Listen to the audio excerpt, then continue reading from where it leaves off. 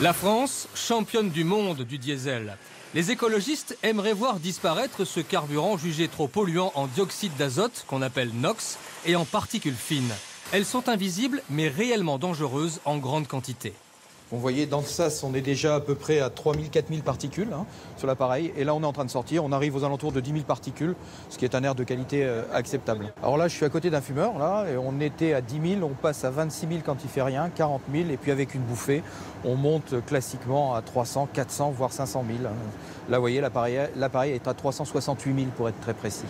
À Carrières-sous-Poissy, dans les Yvelines, des ingénieurs travaillent depuis des années sur la consommation des moteurs et les rejets polluants.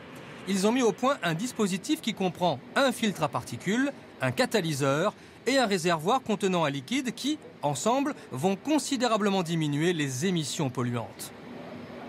Le catalyseur, il va traiter les NOx, c'est-à-dire qu'il va les transformer en azote et en eau. D'accord ? Sort de ce catalyseur SCR uniquement donc des particules, du CO2, de l'eau, de l'azote, et c'est le filtre à particules qui va retenir les suies, laissant passer les gaz donc à la canule échappement.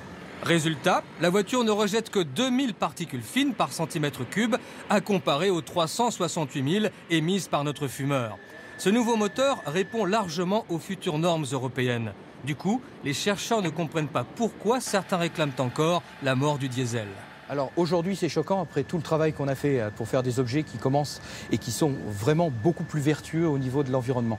Par contre, c'est vrai qu'éliminer certains vieux diesels du parc, ça pourrait être effectivement une solution pour accélérer le rythme d'amélioration des émissions polluantes de nos véhicules.